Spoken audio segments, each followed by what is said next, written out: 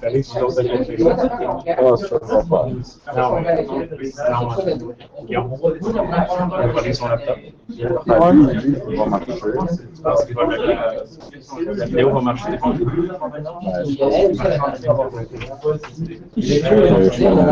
n'en ai pas.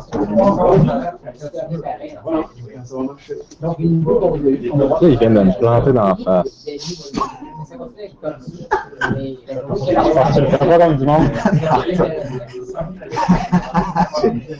Il me dit Windows ne fonctionne pas. C'est on est là. Non, aussi.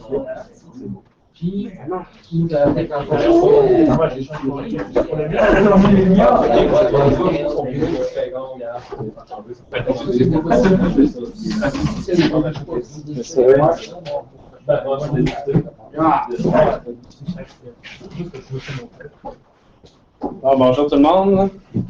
Bienvenue au premier Hackerspace de l'année. Bonne année. Bonne année. Bien tout le monde. Fait que, sans plus tarder, on va commencer avec la conférence de Franck. J'espère que vous appréciez tous. Je te laisse parler. Merci, Pat. Bonjour à tous, enfin bonsoir à tous. Ce soir, on va vous parler, en l'occurrence et en effet, d'une présentation sur la sécurité à base de revendications. J'ai vu certaines têtes et beaucoup de personnes qui m'ont dit et de quoi ça pouvait éventuellement parler. Vous allez voir que c'est assez vaste. Ça va parler de beaucoup de protocoles, d'architecture, de système. J'espère que je ne vais pas trop vous gaver, je me rends de le dire. On va rentrer, parce que pour comprendre éventuellement jusqu'à quel impact ça a, on va rentrer un petit peu dans peut-être des réchauffés aussi pour certains, mais on va rentrer un petit peu dans le amont de la sécurité d'origine, pour ensuite vous faire vraiment une présentation globale de pourquoi on en est arrivé là. Vous l'utilisez aujourd'hui à tous les jours, surtout avec évidemment toutes vos petites machines portables. Vous verrez que vous l'utilisez peut-être à votre insu, ou vous le savez peut-être déjà aujourd'hui. Et tous les impacts évidemment que ça peut générer derrière. Vous verrez pourquoi aujourd'hui, au-delà de hacker ou au-delà de faire de la sécurité telle qu'on l'entend, que ce soit au Hackerspace ou que ce soit au Hackfest, que ce soit les malwares, les DDoS et les accès à la sécurité, il y a surtout l'identité qui est importante, et c'est ça que la sécurité de la base à revendication va peut-être. Aujourd'hui, ça met du temps parce que c'est tellement vaste et énorme que c'est très lourd, donc il ne peut y avoir que des États et des grands groupes qui peuvent le faire. Mais aujourd'hui, ça redescend au fur et à mesure chez nous, jusqu'à un stade où des développeurs et des gens qui font de la sécurité vont de toute façon, peu ou prou dans un très court terme ou moyen terme, évidemment, y toucher, le faire, ou que ce soit dans la partie techno ou dans la partie web. Voilà, juste pour évidemment toute cette présentation, ça va être assez vaste, vous allez voir. Je vais essayer d'aller rapide, je sais que je raconte beaucoup d'histoires et Martin m'a demandé d'aller très vite. Je vais essayer de faire au mieux. Je me présente très brièvement, je m'appelle Franck Désert, je suis le seul peut-être adopté français dans l'équipe des hackers. Je suis très honoré en tout cas, j'espère que je vais faire honneur ce soir. Je travaille à CGI depuis mon arrivée à Québec il y a 2 ans. Je suis architecte organique. Mon principal métier depuis que je suis tout gamin, c'est le développement et le code. Je connais que ça. Et après coup, c'est au sens large, au-delà d'être enthousiaste pour la sécurité, parce que je suis aussi tombé dedans, mais c'est surtout l'informatique vraiment générale. Ce qui me passionne, c'est que plus c'est compliqué et plus les hommes se mettent des bâtons dans les roues, plus ça m'intéresse, parce que c'est plus on va le comprendre et moins ce sera évidemment difficile à le casser. Voilà. Donc on va démarrer avec évidemment, excusez-moi, voilà. J'espère qu'il va tourner. Voilà. Donc il était une fois les dinosaures et la sécurité. On a fait exprès pour le faire. Cette présentation a été préparée à l'origine aussi, puisque vous verrez que pour une fois, c'est un petit pied de nez à mes amis linuxiens ici. Pour une fois, Microsoft n'est pas en reste. On verra que c'est Microsoft qui est tête de proue sur la partie d'un certain nombre de technologies par revendication. Donc moi, la présentation que vous allez voir là, ça m'a été obligé de l'élargir à l'open source, de l'élargir à votre monde aussi. Et au-delà de ça, de ne pas non plus rentrer trop dans le code, on verra après derrière.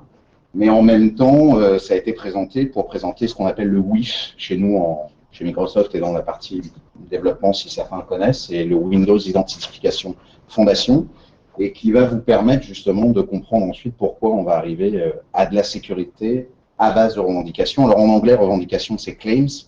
C'est des revendications qui peuvent être utilisées pour n'importe quoi. Là, on va voir à quoi ça gère. Alors, pourquoi il était une fois les dinosaures? Parce que il faut comprendre un point, c'est qu'il y a un vocabulaire de base obligatoire à comprendre dans l'identité. Et dans la sécurité de base, c'est peut-être très basique que ce que je vais expliquer là, où certains vont me dire oui, je le savais, ou je le savais peut-être pas de cette manière. Mais aujourd'hui, en termes de francisation, la partie d'identifier et d'authentifier est complètement différente.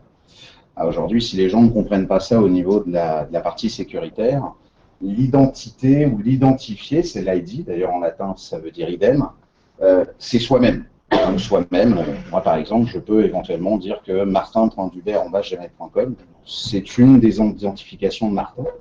Mais même si je le sais, ce n'est pas pour autant que je peux éventuellement, pour le moment, me faire passer par Martin. Mais c'est une identification pour autant, pas une authentification. Justement. Et c'est pour cette raison que l'authentification est importante, parce que justement, comme il le précise, pour distinguer évidemment des autres, il me faut m'authentifier, puisque si je dis demain, ok, je vais m'authentifier avec martin.dubert@gmail.com, il va me demander évidemment quelque chose d'autre pour me dire, bah prouve-le, évidemment, pour le faire. Ça paraît évidemment peut-être bête, mais vous verrez que par la suite et au travers évidemment de tout ce qui est à base de revendication, l'identité est vraiment différenciée par rapport évidemment à l'authentification derrière. Et surtout, un des points intéressants, on verra un peu par la suite, c'est que le but de tout ça est de repasser le niveau au-dessus et d'essayer de contrecarrer les hackers que certains peuvent être, ou tout ce qui a été mis en avant depuis ces 10 dernières années dans du perçage d'identité, et puis aussi de garder un peu l'anonymat Internet, on en verra après, pour dire est-ce qu'on a encore une vie privée sur le web? Pour ma part, je ne vois pas très peu, mais en tout cas, grâce à ça, ça pourrait revenir éventuellement à remettre la balance à l'endroit. Le vocabulaire de base, toujours, donc, là je reprends éventuellement des choses qu'évidemment certains connaissent par cœur. L'authentification simple, donc ce que je prouve évidemment, hein, donc l'idée est qui je suis et ce que je sais, donc mon ID toujours, comme je disais à l'instant, et évidemment l'identifiant c'est le mot de passe. Prouve-le, et si tu le prouves, tu me demandes un mot de passe ou peu importe ce qu'il en est. Ça c'est évidemment simple, on le sait pour tous. Maintenant il y a évidemment des authentifications fortes. Alors avec au moins dans la technique à aujourd'hui ces 3 vecteurs, qui je suis, qui je sais et ce que je possède. Donc toujours mon ID, toujours un mot de passe et éventuellement un token. Alors, ça peut être un certificat, un badge, votre système RSA, ça peut être n'importe quoi, votre two-factor éventuellement si vous avez tous Android ou évidemment Google Authentificator. Donc ça permet. Ensuite, c'est aussi ce que je suis. C'est-à-dire on peut arriver jusqu'à du 4 vecteurs. Et là, le 4e vecteur génère évidemment l'empreinte digitale, biométrie. On verra que c'est important aussi pour la suite au niveau à base de revendication. Vous comprendrez pourquoi. Empreinte rétinienne, enfin après on peut inventer tout ce qu'on veut. Mais en tout cas, on peut aller jusqu'à là. Évidemment, certains s'allient à dire qu'on peut utiliser cette information peu ou prou pour faire les mails, pour faire évidemment tout ce qui est LinkedIn, nos mails et ainsi de suite. Mais éventuellement dans d'autres domaines, et dans des domaines de sécurité militaire, dans des domaines de sécurité éventuellement NSA, avec toutes les histoires qu'on peut connaître, ce genre d'informations, et surtout au travers de ce que je suis, des fois se renouvelle. Il faut savoir que le NSA a une des pièces qui se renouvelle où l'authentification d'empreinte se refait toutes les 50 minutes. Donc automatiquement, il n'y a pas parce que je me suis authentifié aussi après coup, il peut y avoir aussi une récurrence de l'authentification qui est gérée. On verra par la suite qu'il y a son importance assez grande. À partir de là, le vocabulaire de base, il y a un énorme problème entre anglais et français. C'est un peu comme free, où free c'est libre ou gratuit, parce qu'en français c'est libre ou gratuit, mais c'est pas pareil. On peut avoir un produit libre, mais il est open source, on voit les sources, mais sa distribution n'est pas pour autant gratuite, parce qu'il a des droits de copyright. Et inversement, on peut distribuer un programme complètement gratuitement, mais il n'est pas open source, donc il n'est pas libre. Et on a la même chose avec l'authentification. Beaucoup d'explications, beaucoup de choses en termes de lecture, surtout liées anglais par français, utilisent AUTH pour signifier soit authorization, soit authentification. Mais là, c'est là le problème, et d'ailleurs, il y a une grosse norme qui commence à se mettre en place enfin depuis quelques années, c'est de mettre auth avec un Z, en disant que là, on parle d'autorisation, et auth avec un N, et on parle d'authentification. Et pourquoi la différence et la nuance est grande? C'est que je peux autoriser quelque chose, et donc on l'explique derrière avec l'open standard, et on y reviendra tout à l'heure avec le OAuth. C'est un open standard de autorisation, c'est-à-dire que je peux laisser accès à des données sans pour autant, par des URL cachés, par n'importe quoi, sans pour autant connaître ou avoir eu à faire l'authentification.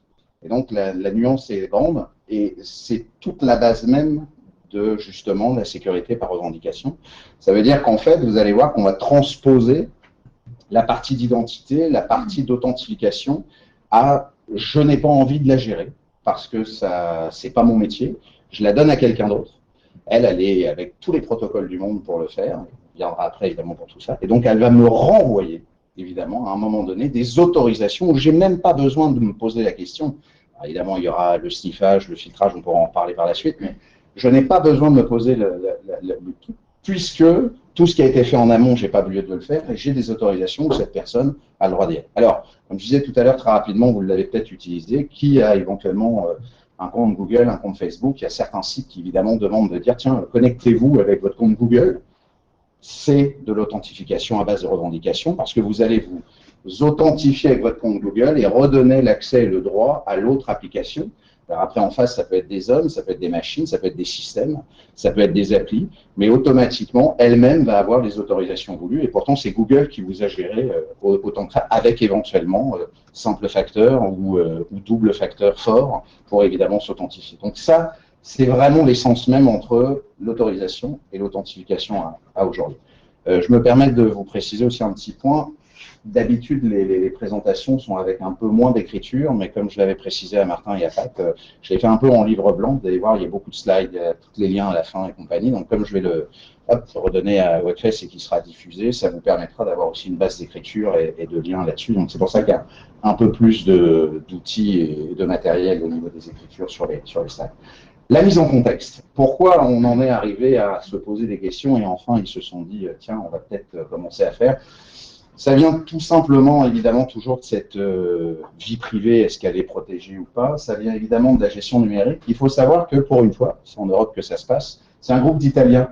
C'est des notaires italiens qui ont compris qu'à aujourd'hui, si automatiquement l'authentification, l'identification n'est pas vraiment gérée autant que telle, tout le monde pourrait avoir, et c'est très facile de se faire aujourd'hui, on va dire, une identité digitale presque anonyme, en se faisant à moitié un compte PayPal, en faisant presque, en allant dans des groupes et en se faisant passer pour un tel, et puis nous, avec des amis en France, on s'était, il y a une blague qui fait Jean Neymar pour Neymar Jean, donc on s'était appelé Neymar Jean, et puis pendant presque un an, on l'a fait vivre. Et presque à la fin, tout le monde pensait que Neymar Jean était quelqu'un d'officiel, avec un compte PayPal officiel, avec un LinkedIn officiel, avec tout ce qu'on voulait officiel. Donc le digital, est évidemment, et le but du jeu était de dire Neymar Jean comme Benjamin Franklin ou George Washington, mais tout le monde a touché et passait à accepter même des paiements, à pouvoir éventuellement à presque créer même une adresse fictive et qui était gérée. Donc, et là, pour autant, on n'a même pas touché à la partie physique du terme, c'est-à-dire à la limite de prendre une carte d'identité, d'aller en Belgique, de se dire tiens, j'ai payé ma carte d'identité, je prends l'acte de naissance de quelqu'un, je la gère différemment, peu importe. Non, non, là, c'était vraiment purement digital pour voir que même digitalement, les gens faisaient confiance un peu à tout et à n'importe quoi. Donc, les notaires se sont aperçus de ça, et le problème à aujourd'hui, c'est que là-bas, alors c'est pas le groupe de disco des années 80, je vous rassure, c'est l'association, évidemment, Bar Association, c'est un peu un nom un peu bizarre, l'américaine, mais c'est l'équivalent du barreau de Québec à aujourd'hui, en face de la SAQ, c'est le barreau, en fait, des avocats. Et donc, ils se sont aperçus qu'il fallait vraiment, et c'est en 2008 qu'ils ont vraiment lancé l'affaire en disant il faut créer, avec évidemment le cyclone de la crise qu'on a pu voir, il faut créer évidemment une vraie gestion, des vrais protocoles, une vraie idée, une vraie standard et des notions vraiment importantes pour que cette fois-ci, quand quelqu'un va s'amener avec une identité digitale, on soit sûr et certain que l'identité digitale, là, ça pour le coup, on ne parle pas de vie privée parce que je vais m'acheter un Kindle quelque part ou je vais aller dans un forum pour aller récupérer une info.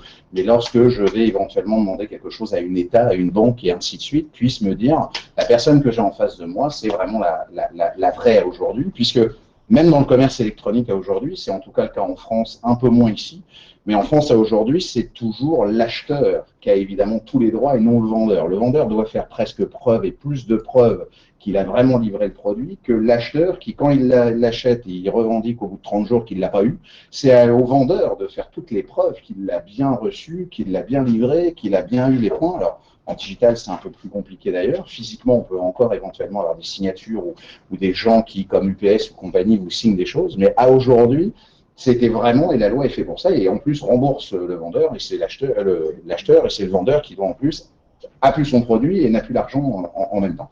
Donc, ils se sont aperçus que justement, 10% des pertes provoquées par la bulle de crédit, évidemment à haut risque en plus, parce que maintenant ça ne touche pas que le côté petit crack dans son coin ou éventuellement petite malversation, a été l'usurpation d'identité. Alors, merci à nos amis américains, parce qu'il faut savoir qu'aux États-Unis, l'identité est considérée comme une propriété privée. Alors même moi, je ne le savais pas il y a encore un an avant que je fasse tout ça. Donc il faut savoir que les citoyens peuvent changer de nom en une journée seulement, à condition que tous les papiers, c'est-à-dire 5 d'entre elles, carte d'identité, papier de permis de conduire, la partie évidemment de l'adresse où vous habitez, je crois qu'il y a un autre qui est la sécurité sociale, enfin le peu qu'ils avaient ou une assurance, et puis l'assurance civile devait être changée dans la journée. Donc, on a pu le voir, et ça a évidemment fait des graves dégâts, puisque ça a été hypothéqué sur des faux noms, les gens n'existaient pas. Il y a même évidemment des propriétés qui ont été achetées par Batman et Robin. Il y a l'Empire State Building qui se sont amusés par 2 journalistes du Washington Post qui ont carrément vendu l'Empire à des Chinois. Donc, je veux dire qu'aujourd'hui, et les Chinois ont vraiment filé 52 millions de dollars pour acheter l'Empire, ils ont cru faire une affaire à ce moment-là. Donc c'est complètement délirant, mais aujourd'hui il faut savoir que dans certains pays du Maghreb, c'est aussi possible de changer de nom comme on veut. En Chine, c'est aussi pareil. Donc ça veut dire qu'en plus, au-delà des difficultés qu'on a tous de savoir qui on a en face de nous et ainsi de suite, on a en plus des moyens dans certains pays et cultures de pouvoir évidemment, pour des droits constitutionnels ou non, de pouvoir changer d'identité de cette manière et évidemment de pouvoir faire un peu ce qu'on veut à ce niveau-là. Donc ça, c'est important. La prise de conscience est tellement forte que le FBI, évidemment on ne peut pas le citer que lui et la NSA, ce n'est pas un hasard qui siège à cette commission de Havas. Il faut savoir aussi que, comme je viens de vous le dire à l'instant, il n'y a peu que l'État, les agences de gouvernement et les banques qui ont fait. Donc tout de suite, Microsoft s'est enquillé. Pour une fois, comme je vous l'ai dit tout à l'heure, c'est un des premiers en tête de proue. PayPal, Apple, etc. On en voit évidemment d'autres. Il y a d'autres acteurs qui se sont mis derrière. Il faut savoir que le sujet gagne encore en actualité parce que Facebook, il n'y a pas longtemps, il y a de cela à peine 4-5 mois, a même été dire qu'il allait transformer la question justement de l'identité comme une source de business. C'est-à-dire qu'il allait utiliser les identités certifiées, donc ce qui voit qu'on dit la certification d'une ID est importante, et il va évidemment les utiliser à des fins commerciales. Je le précise, bah ouais, évidemment. Puisque à aujourd'hui, il faut savoir que sur le web, au travers de l'anonymat, si vous avez un service qui est gratuit, c'est vous le service. Puisque à aujourd'hui, rien n'est gratuit. Donc si vous achetez au travers d'un matériel quelconque, il n'y a pas de problème. Donc souvent et peu ou prou des sites web matériels, des sites web logiciels, on vous vend un service rendu, on a fabriqué quelque chose, on vous le vend, vous l'avez, que ce soit après un bouquin, peu importe le vent. Quand vous avez éventuellement d'autres services qui sont des services comme éventuellement des services Google, merci pour évidemment Google, dont les webmasters pour la plupart soit sont feignants, ne connaissent pas, n'ont pas assez de temps, font de mouton à 5 pattes et compagnie, utilisent YouTube, machin, ainsi de suite, ainsi de suite, ainsi de suite, ainsi de suite. Et de tout ça fait qu'en utilisation ID au complet, bah, fait que évidemment ça laisse des traces au travers de tout ce qu'il est en train de faire au travers de ses utilisateurs et vous perdez justement cette partie d'anonymat puisque du fait que c'est gratuit, c'est la monétisation de plus ils vont certifier les choses, plus ils vont pouvoir le vendre et dire voilà, j'ai réellement des gens de 22 ans à 28 ans, j'ai réellement une pyramide d'âge de temps, j'ai réellement plus de femmes que d'hommes, j'ai réellement plus de telle et telle personne, parce qu'on peut même jusqu'à trouver vos âges ou vos habitudes et ainsi de suite. D'ailleurs, si vous faites très attention et que vous allez sur Google Web Gmail, quand vous regardez souvent le point, moi je vous invite à faire une petite truc qui est très drôle.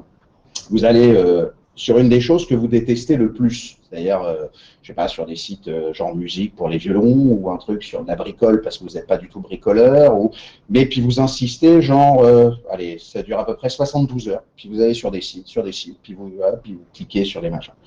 Je vous donne à peu près 72 heures, la suite, vous finissez même pas la semaine que le vendredi, la petite ligne de pub au-dessus de Gmail, c'est marqué, voulez-vous acheter le dernier souffleur en date chez Rona?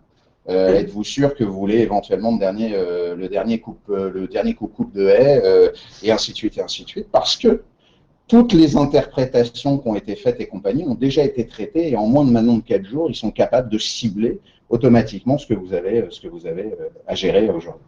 Donc, c'est là où on s'aperçoit que l'impact est énorme, au-delà de ce qu'on connaît de la sécurité, de ce qu'on fait tous au travers du Hackfest et compagnie, mais aujourd'hui, c'est vraiment un business en tant que tel et un business tellement énorme, puisque c'est le business de Facebook qui est quand même la deuxième structure web, premier business je dirais de Google. Donc aujourd'hui, on a des milliards en jeu, donc c'est pour cette raison que l'ID est important. Alors, justement, l'ID est important et pourquoi ils veulent évidemment aller au-delà de ça et qu'il fallait impérativement éviter les fuites, les problèmes de je mets mon mot de passe sur un post-it. J'ai évidemment des gens qui gèrent la gestion des utilisateurs très, on va dire, pas très catholiquement ou pas, enfin le terme est mal choisi, on va dire pas très professionnellement parce que il n'est pas compétent, ça le gaffe, c'est pas bon, on n'a pas les bons logiciels, enfin il y a toutes les excuses du monde pour pas tenir éventuellement son directory en place. Il faut savoir qu'aujourd'hui, pour accéder évidemment à un intranet ou un réseau local ou un extranet, automatiquement vous avez affaire soit à un Active Directory, si certains connaissent les noms, il y en a d'autres, mais c'est souvent un directory pur, ou soit éventuellement une base de données, la plupart du temps MySQL, pour ça qu'on a inventé les injections. La plupart du temps, c'est du SQL Server, du MySQL, peu importe. Et ça, c'est souvent pour l'extérieur et pour le web. C'est-à-dire que quand on est en interne, purement entreprise, on peut se permettre éventuellement de générer justement la partie serveur en tant que telle sur ce qu'on appelle un directory access et vraiment une base de données qui logiquement semble sécurisée selon éventuellement les mises à jour qu'on a fait et compagnie, puisqu'elle n'a pas normalement d'accès extérieur à ce niveau-là. Mais malheureusement, pour certaines possibilités, on peut dire, ouais, mais moi j'ai besoin d'accès interne, puis des besoins d'accès externe. Comme l'AD n'est pas facile, bah moi je le gère dans une base de données toute bête, et puis à partir de là, toute bête, je m'entends parler, mais avec les rôles, les machins, et puis tout compte fait, bah, comme ça, par le web, je peux y aller, par du accès VPN, je peux y aller, et puis par du accès interne, je peux y aller. Mais avec tout ce qu'on connaît déjà de problèmes de sécurité à ce niveau-là.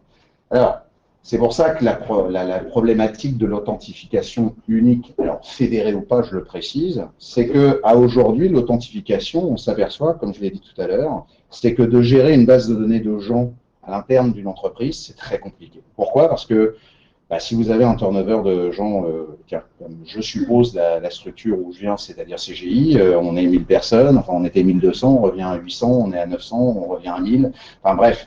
Donc il y a des gens qui traînent éventuellement on va dire des sessions, il y a des choses qui ne sont pas spécialement nettoyées parce que des gens disent « Ah bah je ferai ça la semaine prochaine » et puis ils tombent malades. Enfin, tous les cas possibles et inimaginables sont là pour évidemment dire que la base en tant que telle, c'est pour ça que le GIA existe la plupart du temps, la base en tant que telle n'est pas gérée correctement et doit évidemment être faite. Donc on se dit, est-ce qu'ils gèrent tous les protocoles de sécurité que vous êtes tous en train de prôner dans vos structures? Et en l'occurrence, si je prends pas, du style, changez-vous les mots de passe tous les 10 jours, selon votre acte de boulot, est-ce que vous avez tel protocole à tel numéro de mot de passe, est-ce que vous gérez tel certificat, est-ce que vous gérez telle connexion, et j'en passe et j'en passe. Et là, on s'aperçoit qu'il y a des trous partout. Donc, on part du principe de dire, OK, si on passe par une SSO, qui veut dire Single Sign-On, c'est-à-dire je mets une première gestion de connexion, d'identification et d'authentification, et à partir de ce moment-là, si je sais que là, je me suis connecté et que j'ai fait, si je dois appeler, peu importe peu ou prou quelle appli,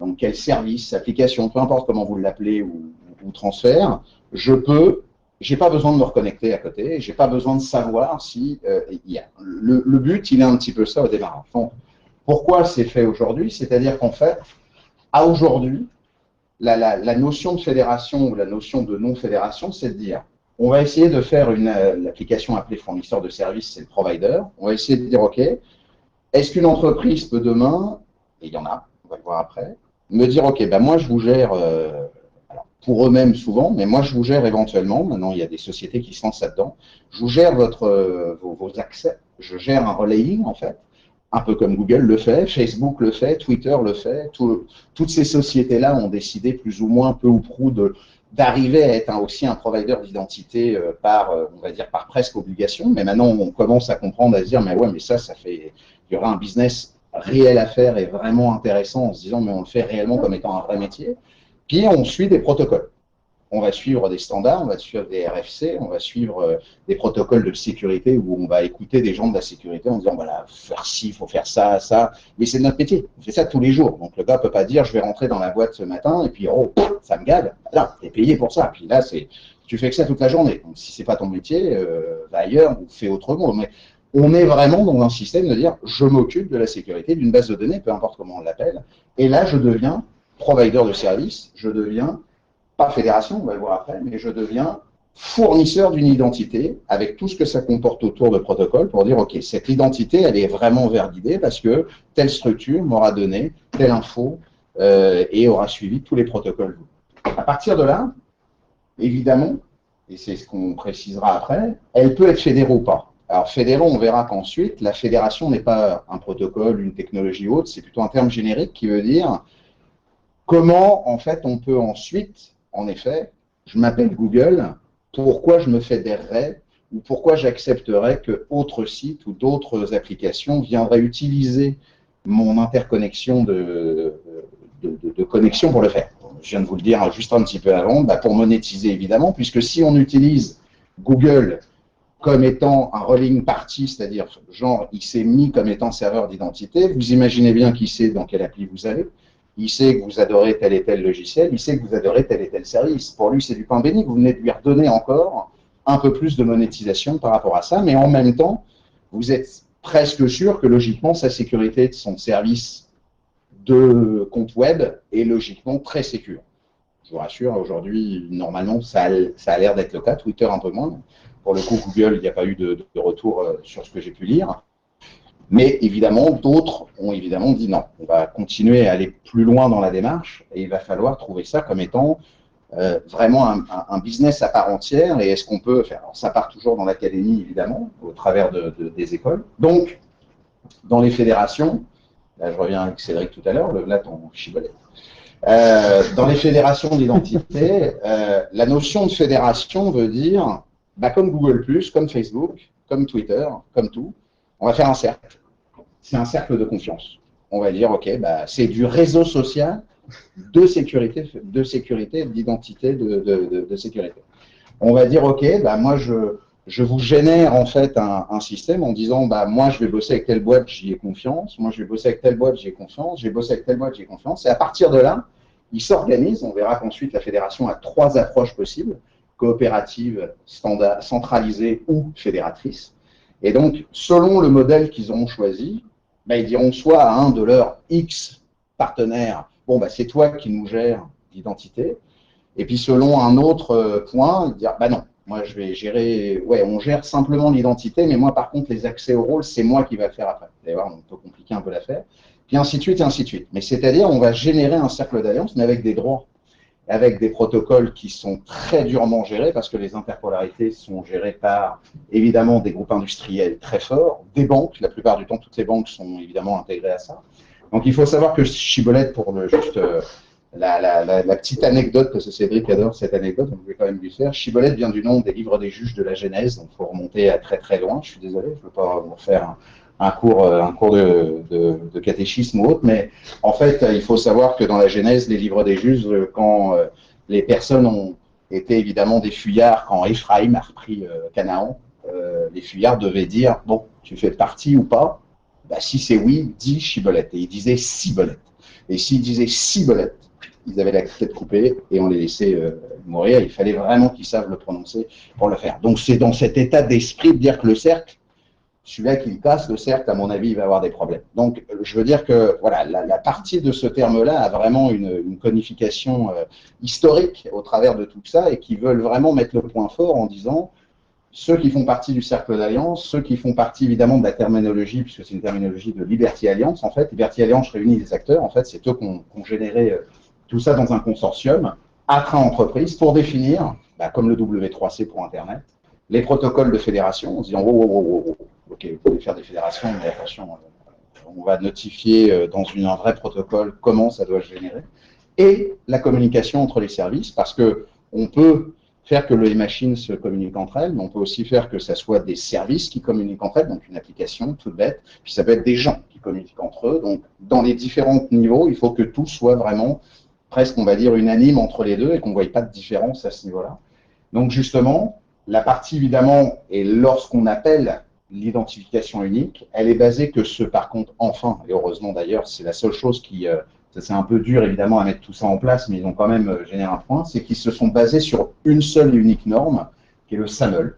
Donc le Security Assertion Markup Language, c'est un vrai langage comme le HTTP, mais qui lui bascule en fait simplement du XML, mais qui est dans une façon particulière, on le verra après, elle-même définie par l'organisme standardisation de OASIS, Organisation d'autorité de systèmes d'information de sécurité.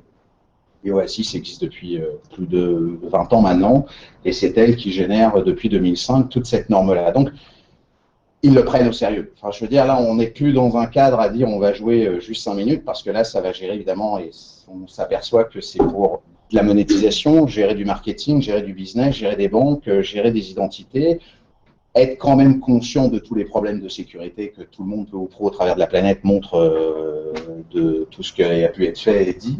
Donc, à aujourd'hui, il y a évidemment, et ce qui est lié au SAML, c'est qu'ils essayent de le mettre un peu plus large et ils essayent de le bousculer avec le W3C pour l'étendre au HTTP ou au SSL, pour justement que, bah là, ça y est, qu'on commence à faire que d'ici quelques années, les trois, pas fassent qu'un, mais on va dire que ça permette de bouger un peu les choses. Donc, justement, donc là, je vais aller très très vite parce qu'évidemment, on commence à rentrer un petit peu dans les protocoles et dans un peu la technique à ce niveau-là.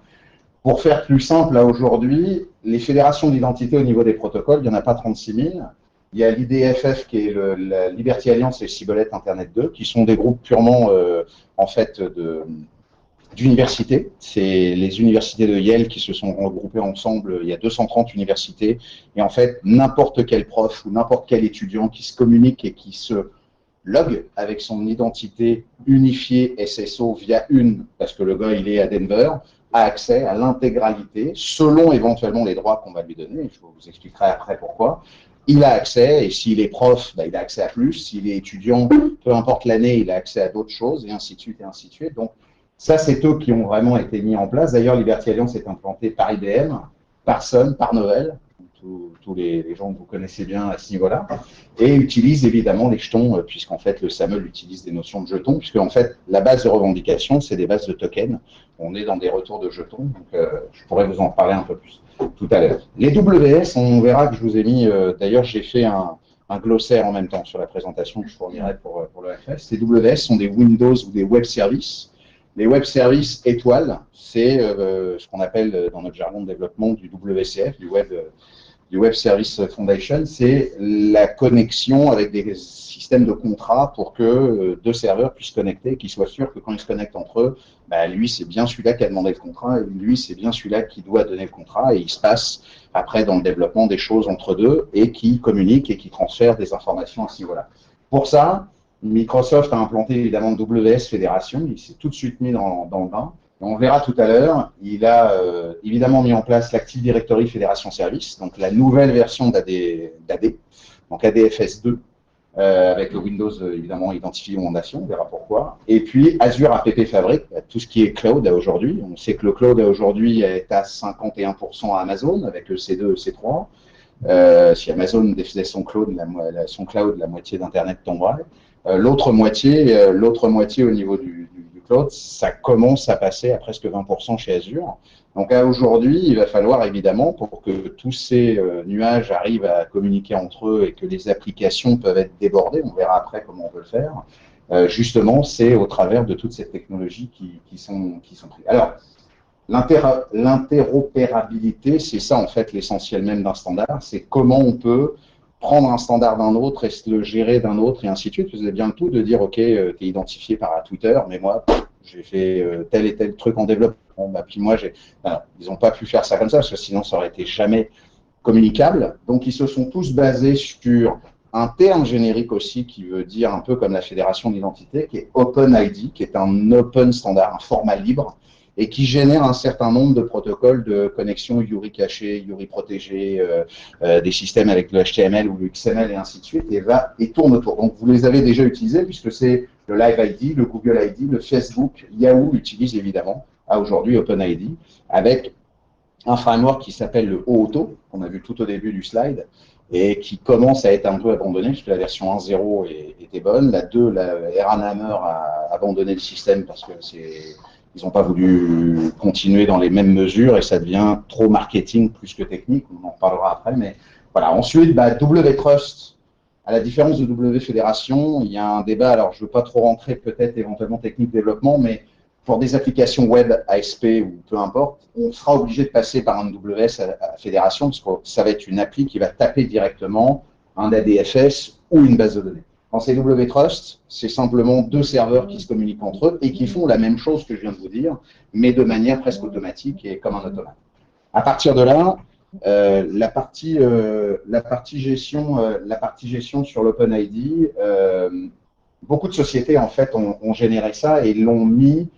On va dire, comment dire, tout est potentiellement viable au travers de dire, comme je vous l'ai dit tout à l'heure, utilisateur, application, machine, voire même pour l'instant routeur. Cisco est presque en train de penser qu'éventuellement, pourquoi pas, il y aura un ID ouvert, mais sécurisé des routeurs, pour être certain qu'un routeur va dire bonjour au bon routeur et que ce n'est pas quelque chose qu'on va faire en ARP avec une table à la con, qu'on va éventuellement contourner. Donc là aussi, c'est pour ça qu'on tourne au travers de tout ce qui est OpenID et des WCF. Et puis le dernier, je vous l'ai mis derrière, Xipper. Alors Xipper, il est sorti, ça c'est parce que j'ai fait la présentation, que je l'ai fini en fin d'année dernière là-dessus, et que j'ai clôturé pour vous ce soir. Mais Xipper est un nouveau format aussi d'OpenID, pris pour Firefox et pas mal de monde, mais lui, il est multiplateforme. Donc il sera Linux, Windows, macOS, il va être Chromium aussi, et ainsi de suite. Donc bon, à suivre pour la suite. Très rapidement, vous avez des SAML, les normes et les standards. Alors, très rapidement, SAML, évidemment, c'est toutes les fédérations, ou non d'ailleurs, reposent sur SAML s'ils le veulent ou pas, ce serait mieux. C'est donc Security Assertion Markup Language, normalisé. Donc, vous voyez, on est en version 2, mai 2005. Une assertion, ça veut dire c'est certifié. Je ne me pose même pas la question à savoir si je devrais éventuellement vérifier que machin. Non, il utilise le SAML, il m'a envoyé le XML. Le XML est formaté, on va le voir, il peut être formaté en trois parties ou en 3 possibilités de parties. Je ne me pose pas la question. Ce que je reçois, c'est du pain béni. Enfin, c'est-à-dire que si je commence à mettre en cause ce que je reçois, tout ce que je viens de vous expliquer en amont et avant depuis presque 3/4 d'heure se casse la figure. Donc, ils sont obligés de faire que le début, là, c'est même plus du béton armé, c'est blindé très profondément jusqu'au noyau. Et aujourd'hui, on ne peut plus, parce que dès que moi je renvoie ce fichier, j'ai plus de questions à me poser. Et on verra que c'est très difficile à le capturer ou à gérer tel. Il repose de toute façon sur des relations de confiance et techniques qui s'appuient de toute façon sur les certificats LDAP de l'époque, et en l'occurrence au travers de LDAP, c'est le X509 PKI. Precaution, c'est la même chose que le web. Et des clés symétriques, surtout Kerberos. Donc, pour l'anecdote, Kerberos, c'est le dieu machin qui protégeait les portes grecques. Je crois qu'ils sont vraiment mis dans la mythologie avec Shibboleth. Donc, je pense que les premiers qui vont bouger, ils vont s'en prendre une petite, parce qu'entre Kerberos, Shibboleth et compagnie, il y a quand même du lourd là-dessus. Alors, ensuite, pour la sécurité des assertions, la norme SAML est basée. Alors, j'ai été obligé de vous mettre les noms parce que je ne peux pas faire autrement. SOAP, Service Objet Protocole, Assertion Protocole, XML Encryption ou XML Signature. Le XML Encryption et Signature, c'est plutôt ceux qu'on va utiliser aujourd'hui, parce que le SOAP tente à disparaître. Et à aujourd'hui, le protocole d'encapsulation des standards XML, ce qu'ils font, c'est que, comme je viens de vous le préciser, il encapsule juste XML, il sait tout. Donc évidemment, il va générer, comme je vous l'ai dit tout à l'heure, un contrat, l'autre, il va voir si le contrat. Mais bon, on sait qu'il y a des trous de sécurité possibles, il y a des trucs qui ont été... Ensuite, on a l'XML encryption sur le protocole de chiffrement des messages, toujours avec le chiffrement de ce que je vous ai dit tout à l'heure, mais c'est tout le document qui est chiffré. C'est le XML qui chiffre le tout, et donc, selon éventuellement des fédérations, si tout à l'heure on se souvient des fédérations possibles, ou tiens, moi je viens de mon université Yale, mais je voudrais aller à celle de Los Angeles, puis en même temps, je voudrais passer celle de Chicago. Mais Chicago a d'autres demandes à faire parce que les rôles ne sont pas les mêmes. Parce que je suis peut-être prof côté Los Angeles, mais je suis étudiant côté Chicago parce que je finis ma thèse et que je ne suis pas encore docteur. Et bien, automatiquement, l'encryption ne va pas passer. C'est pour ça qu'on passe à signature. C'est qu'ils ont été poussés le bouchon même plus loin. C'est qu'en fait, chaque élément que chaque système de sécurité voudra faire pour être chiffré à chaque endroit. Ça veut dire que quelqu'un pourra dire, bah, moi je te renvoie mon SAML avec l'XML, mais moi ma signature, bah, Chicago, c'est celle-ci. Et donc lui, il pourra dire, oh, oh, les rôles sont, ah bah non, toi maintenant t'es prof là, tu as le droit à ça et tu peux faire ci. Voilà pourquoi, évidemment, on tend à être dans cette démarche. Je me suis trompé. Voilà. Un SAML, ça ressemble à ça. C'est du XML tout bête. Sauf qu'évidemment, il y a un tellement de schémas. Là, le bout derrière, comme ça vient en 2006, comme ça venait d'une des boîtes avec qui j'ai bossé, j'ai pas voulu la mettre. Mais aujourd'hui, puis c'est l'exemple en fait de Microsoft là-dessus. Mais donc, résultat des courses, voilà, vous avez, et après, il y a toutes les clés de cryptage qui sont gérées. Et de là, on récupère évidemment des informations. Alors, il n'y a pas que le fédéré, comme je vous le disais tout à l'heure. Le fédéré, on dit fédéré parce que c'est un sens générique et un sens large. Mais en fait, on devrait dire identifier, comme on vient de le faire, s'authentifier uniquement. Et en même temps, on peut soit fédérer, soit être centralisé, soit être coopératif. Alors évidemment, la fédération est plus sympa. Centralisé, ça veut dire quoi? Il dispose, évidemment, le principe de base est de disposer d'une base de données globale, centralisée des utilisateurs ou d'un annuaire, comme on disait tout à l'heure dans le directory. Ça permet également de centraliser la gestion. Je me mets tout bêtement dans le cas d'une entreprise pure. Je suis intranet, j'ai des itinérants, je me mets en ADFS2. Par contre, là, attention, ceux qui sont déjà dans des annuaires actuels AD classiques, s'ils ne se basculent pas dans un ADFS2, c'est pour ça que les transferts sont longs, c'est pour ça que la mise en place de tout ça est très, très compliquée et très dure. Et évidemment, on ne peut pas le faire puisque ça génère sur des protocoles et on vient de voir la complexité déjà des niveaux. Évidemment, si on n'est pas en ADFS2, par exemple, sur ce cas-là. Mais ça voudrait dire que l'itinérant pourrait partir à l'extérieur, se connecter avec son propre login comme s'il le faisait, et comme vous le faites tous quand vous allez éventuellement dans vos boîtes, se connecter, et peu importe ensuite ce qu'il utilise, logiciel, accès à la paye, accès aux points et compagnie, au travers que ce soit le web ou autre, de toute façon, la clé renvoie automatiquement les rôles et les revendications qu'il a le droit et qu'il peut faire au travers de ça. Donc là, c'est dédié à une structure, elle gère elle-même sa système et elle est donc centralisée elle-même. Après, elle pourrait proposer à des filiales ou elle pourrait le proposer à d'autres s'il voudrait, mais là, elle ne devient plus centralisée puisque ça deviendrait éventuellement son boulot. Mais le côté centralisé, on serait un peu plus. Pour finir, pour continuer la fédératrice, là, on est dans l'approche que je vous ai dit à l'instant, au travers évidemment des approches de Liberty Alliance et des points comme les universités. Là, je me fédère au travers de tout. Enfin, je me fédère au travers du tout et au travers de la fédération, je décide qui dans la fédération va permettre éventuellement d'être connecté ou pas connecté. Et donc, qui va éventuellement s'occuper réellement des utilisateurs de tout le monde au travers des rôles qu'ils doivent y apporter. À partir de la coopérative, que moi je trouve la plus sympathique, c'est que l'approche coopérative, c'est les systèmes Shibboleth ou Central, le fameux CAS qu'on vient de voir avant, ou le fédéré, sauf que, en fait, le principe, c'est que chaque utilisateur dépend d'un partenaire, mais au travers où il renvoie le rôle, c'est le partenaire qui décide des rôles qu'il veut. C'est-à-dire, en fait, il part s'authentifier chez le partenaire qu'ils ont dit, mais au moment du retour, il a juste dit « est-ce que c'est bien lui ?» Oui, c'est lui. Bon, alors tu nous laisses maintenant gérer ce qu'on doit lui donner comme droit ou pas, parce que là, ok, ça y est, c'est fait, mais maintenant, nous, on va gérer qu'est-ce qu'il doit faire, évidemment, dans notre réseau, ou comment il doit le faire au travers des appels. Donc, selon, éventuellement, c'est fédérer et coopérer en même temps, c'est-à-dire qu'il fédère à un seul endroit, mais derrière, il génère. Vous allez voir, il y a des graphiques après qui vont vous permettre de comprendre plus facilement, mais on a vraiment cette notion de vouloir, là, je suis maître de ce que j'ai envie de lui donner. C'est pas toi, dans un protocole général des 200 personnes, qui m'a dit, oui, mais moi, tel prof ou un prof qui a ce niveau-là a le droit à ça. Peut-être que dans une université, c'est pas le cas, ou dans un gouvernement, c'est pas le cas, et ainsi de suite. Voilà pourquoi la coopérative commence à monter là. Donc, donnez-moi mon chemin. Voilà comment se véhicule le système. Alors, la notion est simple, on est dans le navigateur, l'utilisateur fait ses actions. Donc là, qu'est-ce qu'il fait? Il fait l'accès à la ressource. Donc là, moi, j'ai mon appli. Automatiquement, la ressource dit, OK, attends, je te redirect sur l'authentification request. Je fais un get de using. Là, je suis sur mon service avec le provider d'identité, qui soit cette fois-ci, pour le coup, la centralisée. OK. Donc, tu m'as dit que j'étais OK. Il regarde les challenges. Il dit OK, parfait, reviens, user login, il se log. Là, évidemment, lui, il lui a dit coucou, c'est l'application qui parle en fait au Silent. Là, il lui dit OK, attends, bouge pas, je te donne comment il doit s'authentifier. Le user se login. À partir de là, il dit OK, je resigne et je réponds /HTML. Et là, il reposte à l'application. Et comme l'application est OK, il dit OK, je te donne la réponse. Sauf que comme vous voulez le voir, l'application qui est là, le client, ne gère absolument pas la partie sécurisée. Donc l'avantage aujourd'hui, c'est qu'un vrai ou une vraie société qui fait son job, aujourd'hui est là, et la société qui doit vendre son service, c'est vraiment son job, mais ça ne s'apparente pas à être des sociétés non sécures à ce niveau-là.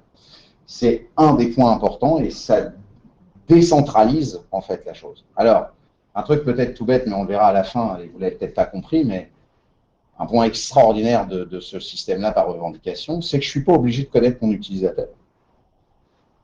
Moi, là, c'est Philippe qui vient se connecter. Moi, tant que Philippe il est connecté sur l'identité provider, je pourrais avoir un identité provider, peu importe lequel. Moi, il veut utiliser mon application. Lui, il me dit, il a le droit. Il utilise mon application.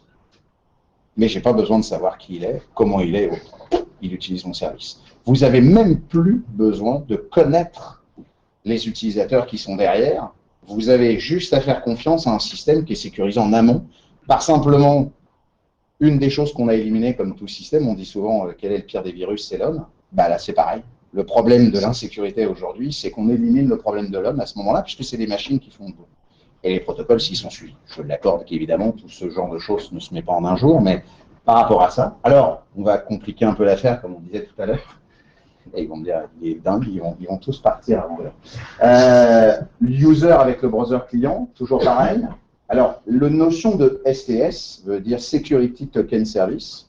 Donc, c'est justement un serveur web de token de service qui dit, OK, moi, aujourd'hui, on suit, j'accède à mon application, j'ai l'identité librairie, j'accède à mon application. À partir de là, automatiquement, alors, attendez, que je reprenne dans le bon sens, parce que je l'accède, voilà, je l'accède à l'application, et je trust en disant, OK, j'ai mes STS pour truster. Donc, il part dans les STS, donc dans l'identity provider, il dit, OK, tu me files le token, il reprend le token, il part dans la fédération, et attends. Maintenant, je veux savoir si toi, tu es quand même, là, tu es en train de me mettre un token à moi. OK, toi, tu gères ton token par rapport à un autre provider, mais nous, on est une fédération. Donc, est-ce que le token est approuvé? Oui. OK, je reviens au token browser, il renvoie à l'application, et à partir de là, il dit, OK, tu y as accès. L'exemple des fameuses universités que je vous ai dit tout à l'heure. Complique un peu l'affaire, ça commence à grossir un peu, mais si on veut généraliser ça, vu qu'à aujourd'hui, le web va quand même être interconnecté de manière sérieuse, aujourd'hui, on pourrait considérer que ça, c'est la banque, ça, c'est la fédération de banques qui pourrait éventuellement être gérée, et que la banque dit, moi, je ne connais pas si tu es BMO, CIBC, Desjardins, enfin Desjardins, mais si tu n'es pas éventuellement Autorest, de dire, voilà, moi j'ai mon STS, j'ai un provider qui est le mien, peu importe comment je l'ai créé, je renvoie un token sur la fédération de ce qu'on a fait nous en tant que banque, et je renvoie le token officiel et j'ai accès à l'application. Donc ça peut être un lien complet d'assurance, ça peut être n'importe quoi, l'appli peut être générée parce que 3 banques a décidé. Il n'y a qu'une seule fois que l'utilisateur a mis son mot de passe, donc moins de possibilités de sniff, moins de possibilités de capture, moins de possibilités de casser quoi que ce soit. L'avantage en plus, c'est que c'est des tokens qu'il faut gérer, donc c'est des machines qui se parlent entre elles et vous verrez qu'ensuite, ils ne donnent pas les bonnes choses que, on va dire, les hackers peuvent éventuellement gérer. Vous verrez pourquoi tout à l'heure que c'est éventuellement très important. Pour finir, oui, alors là je l'ai mis, mais je vais passer rapidement. Oui, là, Microsoft est parti, il a appelé Star Trek et puis ils se sont dit, tiens, et si on se faisait un Virtual Identity Server? C'est-à-dire que ce que je vous ai montré avant dans le service, c'est que j'ai une app fabrique où je suis chez Amazon, je suis une entreprise, j'ai mon Identity Provider, je ne peux pas vous mettre le STS, ça va être compliqué, mais au moment où je me barre à l'extérieur ou que j'ai mes gens, à un moment donné, j'ai une position genre, allez, 100 000 personnes qui se connectent. Wow! Mon poste, ma femme, mon truc physique ne peut pas faire face. J'appelle le système de virtualisation. Il me crée une machine virtuelle d'identité. Et tous ceux qui sont à l'extérieur passent sur cette machine virtuelle dans Azure et me redonnent les droits d'accès directement. Donc, je ne suis jamais coupé de mon truc. Je ne peux pas faire de DDoS ou je ne peux pas faire éventuellement de coupure d'accès d'identité et ainsi de suite. Là, à aujourd'hui, ce serait que laboratoire. Je n'ai pas vu, j'ai pas vu une des sociétés en train d'avoir. Les autres, oui, ça existe déjà et c'est déjà implanté. Mais ça, c'est très beau d'ailleurs. C'est pas encore, c'est pas, je pense en tout cas, en dehors des labos de Microsoft. Maintenant, vite du code, les technos. Alors, on va vite passer aussi. Alors, les technos, bah voilà, Microsoft peu en prou à comprendre qu'il avait un vrai. Là, pour le coup, qui loupe à chaque fois un peu le train. Le train Linux, il est très très loin et il est en train de récupérer à abattre les trucs. Ou Apple en prend toujours une partie, ou la partie Internet. Bref, enfin bon. En tout cas, là, pour une fois, en termes purement, mais ça, c'est parce que l'Active Directory étant à plus de 80% dans tous les serveurs professionnels, il s'aperçoit que là, le Geneva Server, c'était le nom de code, et Geneva Framework, ils s'aperçoivent que là, ça y est.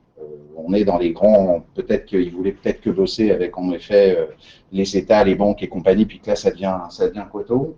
Automatiquement, ils se sont lancés, mais alors, tête en trou, c'est les seuls d'ailleurs qui sont autant avancés avec un framework de développement aussi imposant et autres, et qu'on peut déjà, à aujourd'hui, déjà démarrer avec difficulté pour l'implémenter, parce que si évidemment les sociétés ont déjà des AD, c'est un peu compliqué. Il faut à peu près 9 mois pour implémenter quelque chose qui est déjà créé, un peu moins si c'est à 9. Mais aujourd'hui, Microsoft, et là l'avantage, c'est qu'ils ont compris que là, il y avait un enjeu majeur, évidemment, autant financier d'une part, mais aussi technique par rapport au framework, et donc a lancé au travers de ça que le GNA Framework est devenu le WIF, le Windows Identity Foundation. Le GNA Server est devenu l'ADFS V2, donc la nouvelle version, évidemment, d'AD en version 2. De là, le framework peut permettre de construire tout, c'est-à-dire qu'en fait, vous pouvez créer un STS avec votre framework. Vous pouvez aussi construire un ADFS V2 vous-même, parce que l'ADFS V2 est construit avec le framework. Donc en fait, ils ont fait une interopérabilité eux-mêmes de leur propre outil, pour que de toute façon, que vous soyez en dehors de ça, et que vous faites une AP ASP.NET, et que vous utilisez le framework, et peu importe comment on vous connecte, automatiquement vous êtes capable. Vous pourriez demain vendre à dire, nous avec le WIF et les connaissances qu'on a, on peut vous faire un STS, et on vous fait éventuellement votre AD, vous le bifurquez pendant un certain laps de temps. Éventuellement, on va vous fabriquer un ADFS V2 différemment, ou peut-être plugué avec SharePoint, avec autres, puisqu'ils ont évidemment des CRM à aujourd'hui pris. Donc, c'est vraiment l'état d'esprit de Microsoft, surtout, et la cible était que les développeurs ASP.NET, mais surtout WCF, puissent, avec BizTalk, et tout, parce que BizTalk est quand même évidemment au travers de la partie aussi bancaire et compagnie, c'est qu'ils puissent discuter justement avec le WS Fédération. C'est pour ça qu'on l'appelle passive, ce que je vous ai dit tout à l'heure. Fédération, c'est les applications ASP.NET. Et le Active, le WT Trust, c'est vraiment le WCF fait entre les postes directement à ce niveau-là. Et évidemment, il offre un modèle unifié de programmation, juste pour rire, mais je l'ai mis, j'espère que Martin m'en voudra pas, mais j'ai mis la classe de technologie objet du Visual Studio qui permet de montrer comment la classe est gérée. Donc, je ne vais pas y passer, mais au travers de cette partie-là, comme vous pouvez le constater ici, et des claims, automatiquement, ça, je joue que à ça, puisque tout le reste est mis dans le framework. Et juste avec tout cet objet et ces implémentations, on peut gérer tout ce que je viens de vous dire dans une application à aujourd'hui et de générer un logiciel qui permet de faire papa-maman avec évidemment tout ce qu'on vient de décider. Alors maintenant, j'ai ouvert un peu plus, comme je le disais tout à l'heure, les technologies, il n'y a pas évidemment que Microsoft et on n'est pas en reste. Il y a un certain nombre évidemment d'open source, comme on peut le voir au niveau des types. On a du free, on a du commercial, on a du free software, on a de l'académique, on retrouve évidemment tout un peu les noms que je vous ai dit tout à l'heure au niveau des technologies de SSO. Il vous précise évidemment les descriptions au travers des points fragmentés. Alors j'ai mis les liens au niveau Wikipédia que vous pourrez avoir. Aujourd'hui, les technologies sont vraiment là, donc il y a 2 pages en l'occurrence, donc on est vraiment dans. Donc il y en a certains qui sont nés puis qui sont morts en même temps, il y en a d'autres là qui prennent vraiment dans bon point. Aujourd'hui, je dirais que évidemment la partie open source de serveurs de Josso est très en vue. Il y a évidemment celui-ci, là, évidemment, de Microsoft, qui était avant aussi Windows Card Space, pour ceux qui éventuellement utilisent des VSCS en card. C'était la partie de la signature de votre carte de visite à ce niveau-là. Ils l'ont un peu rerouté, ils l'ont remis dans le WIF. Donc voilà, tous repassent, vous voyez, SAML OpenID, Auto, SAML OpenID, SAML OpenID, tout ça, les protocoles sont les mêmes. Et on retrouve à chaque fois toujours les mêmes débats à ce niveau-là. Les solutions, et comme je vous le disais tout à l'heure au niveau des technologies, voilà pourquoi aujourd'hui le SSO est important, puisqu'au travers des managers et de tout ce qui est la gestion des catégories d'identité de management, bah, vous avez à peu près ce que vous avez déjà vu ou créé aujourd'hui, hein, que ce soit au niveau évidemment du workflow, que ce soit de Oracle, que ce soit des passeports de synchronisation, des Windows automation, et ainsi de suite. Donc on les retrouve évidemment aussi ici. Pareil évidemment pour les accès contrôle, puisque évidemment là, Password Manager, SSO et compagnie, ils essayent, il y en a certains qui essayent de passer, mais c'est le SSO qui prend la main. Ensuite, on a évidemment tout ce qui est directory, évidemment service. Donc, comme on l'a dit tout à l'heure, le X500, hein, dédié d'origine avec BSD, qui était et évidemment le LDAP, donc Lightwave Access Protocol, hein, je crois, Directory Access Protocol, hein, qui est une sorte de protocole de transfert au travers évidemment des connexions, même au travers des bases de données des annuaires. Vous avez évidemment tous les autres, hein, au travers des annuaires et des attributs. Et puis, les services, évidemment, et les standards, comme on le disait. Alors, le standard principal, c'est le SAML. Il y a le O, haute, qui n'est pas très facile à dire, celui-là, qui a été démarré par Brian Cook en 2006, repris par Eran Hammer. Eran Hammer a quitté le navire en septembre dernier, parce qu'en fait, ils étaient tous partis par, en fait, des vraies bases de gens de la sécurité comme vous, et des gens du web, pour dire, voilà, il va nous faire un protocole dont beaucoup de sociétés l'utilisent. D'ailleurs, aujourd'hui, Google, là, enfin, tous ceux que vous utilisez aujourd'hui utilisent Auto, soit en 1.0, soit en 1.1, et peu en 2.0 encore aujourd'hui.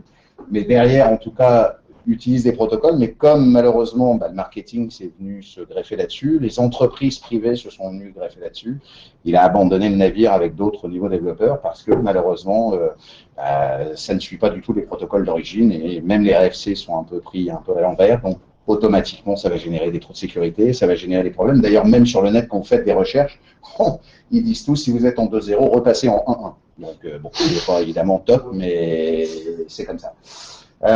Donc, voilà. La pause pub. J'aime bien celle-là. J'aime bien, c'est pour moi, pour une fois avec Martin. C'est un truc entre moi et Martin, c'est pour ça, c'est Windows et VS. La pause pub. Donc, la pause pub, l'idée de développement propice à tout ça, cherchez pas, c'est Visual Studio. Et tous les add-ins et plugins, je rappelle quand même pour ceux qui adorent Python comme moi, vous avez PSTV Python qui est sur Visual Studio, qui est une magnifique interface et on utilise vraiment VS au travers de ça. Comme VS n'a pas son pareil en termes de débugage, vous pouvez débugger du Python et en fait réellement développer avec des classes objets réellement sous Python en effet et pas même si on peut le faire en ligne de commande où ça fait très fun en Notepad. Je vous avouerai que si vous utilisez une IntelliSense dans VS, vous allez voir que Notepad, vous allez vite le virer, même Notepad++ d'ailleurs. Et le PHP comme le JavaScript, pareil aussi, il y a PHP Tools fait par Infragistic qui est très très bon. Et donc avec ces deux trucs-là, vous avez les trois langages les plus revendiqués aujourd'hui, Python 50%, VS 30%, PHP et JavaScript, on va dire, au travers du reste. Donc avec ça, et c'est pour ça que vous avez en plus l'Identity Foundation, vous pouvez faire ce que vous voulez faire. C'était ma petite pause rapide. Récapitulons très facilement. Je l'ai fait avec Moz Backup, là, Mock Baselmic. Oui, c'est un truc pour dessiner les trucs très rapidement. Le petit bonhomme, on va au relaying player, il prend le STS, il va à l'IP lui dit OK, il fait le jeton, il repart, le 3 lui donne OK, je vais à la source, c'est bon, je suis connecté. Là, on est dans de l'Active Directory ADFS2, parce que principalement, je vais quand même donner foi à Microsoft, pour une fois, excusez-moi, je vais taper pour le truc. Là, application utilisant Azure et le WIF, je redonne la DSFS2, il fait l'Active Directory, c'est lui qui peut attaquer l'annuaire, il relance le jeton, il se reconnecte à l'application. Et pour finir, même si le STF peut se faire en WIF, et que l'application peut être en WIF, c'est pareil, on l'utilise, il redonne en WIF, il donne à l'Active Directory, il donne le jeton, il donne à l'application. L'avantage aujourd'hui, c'est que dans n'importe quel business que vous avez, vous soyez provider, que vous soyez application, que vous soyez côté Azure, que vous soyez côté éventuellement Active Directory, donc côté techno, vous avez de l'argent à vous faire, puisque là, pour le coup, on a besoin de tout le monde. Donc c'est pour là, le business est important, vous pouvez avoir. Comment je veux dire, les fonctionnalités en fait intitulées, parce que ça a été une capture qui avait été faite, à aujourd'hui les access control et tout. Là où on a besoin, c'est pour du contrôle d'accès, les nuages, le digital identité, les management de password, l'automatisation de Windows, les provisioning, le SSO, les role access, les airbags, en accès en donnant en rôle, et les risk management, tout ça sont des accès qui utilisent tout ce que je viens de vous expliquer aujourd'hui. C'est à peu près 90% de votre métier au travers de la sécurité. Donc ça veut dire que peu ou prou, à un moment donné, vous alliez y goûter. De toute façon, même si vous ne voulez pas, je pense que vu les protocoles qui sont mis en place et l'argent, on va de toute façon vous y amener. Et c'est là où ça change peut-être éventuellement au travers du hacking classique ou du sniff réseau classique ou autre, parce que évidemment, voilà les managements à aujourd'hui de toutes les catégories des fédérés. Vous voyez qu'il y en a une partie. J'ai le lien que je vous laisserai évidemment là-dessus. Mais quel est l'intérêt en fait de ça? C'est que l'auto-N, l'auto-Z, donc l'authentification et l'autorisation et les décisions de rôle et de privilèges sont partitionnées. Donc, moi, je peux aussi dire demain, l'authentification, c'est pas moi, l'autorisation, c'est moi. Vous pouvez me piquer l'un ou pas me piquer l'autre.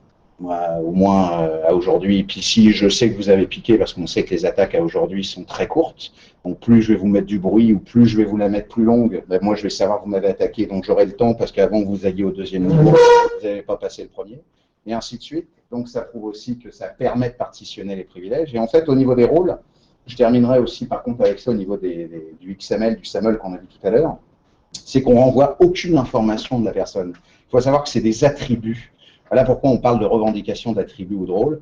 C'est-à-dire, je m'explique, quand je reprends le cas de Philippe tout à l'heure, qui disait, moi je lui disais pour lui, qui se connectait à mon service avec mon app, ce que je vais avoir, c'est éventuellement Gaston, plus de 18 ans, qui a le droit à tel rôle, telle ressource, tel répertoire. Je ne sais ni son nom, ni sa date de naissance, ni ses informations personnelles, ni son point. Donc vous pouvez aussi en plus se sniffer et récupérer éventuellement et décrypter le Kerberos. Vous aurez de toute façon su qu'il a plus de 18 ans, que c'est un homme et qu'il a eu accès à mon répertoire Intel, mon répertoire ceci, mon répertoire cela. Ça ne vous donnera pas l'authentification pour autant. Parce qu'évidemment, il y a du timeline, il y a des baux comme des trucs, il y a des systèmes de cryptage qui font qu'à l'intérieur, si la date évidemment est défaite, l'autorisation est détruite. Donc automatiquement, si vous avez que l'autorisation et pas l'authentification, vous ne pouvez pas revenir en arrière là-dessus. C'est, je ne dis pas infaillible, mais en tout cas, ça commence à devenir très compliqué à passer outre. Ensuite, l'autorisation peut utiliser les revendications dans n'importe quelle source, tant que celles-ci sont vérifiées, évidemment. Donc, tout ce que je viens de dire à l'époque tout à l'heure, c'est qu'évidemment, le SAML, là, c'est Dieu qui me parle. Enfin, je veux dire, je ne peux pas faire autrement.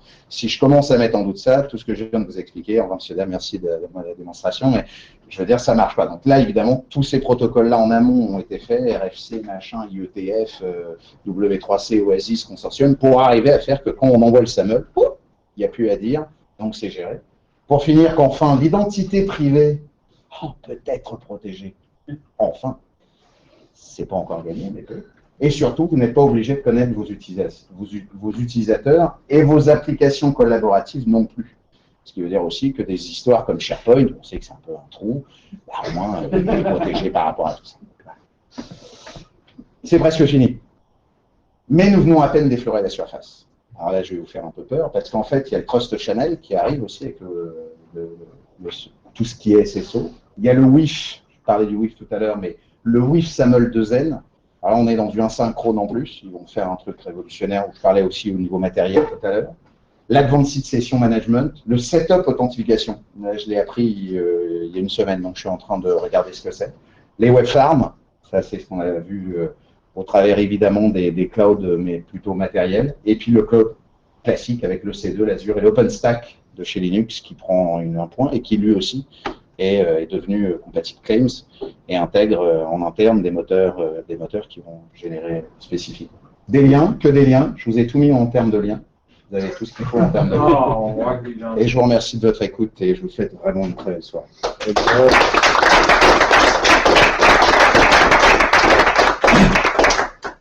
Nous autres, on ne fera pas confiance.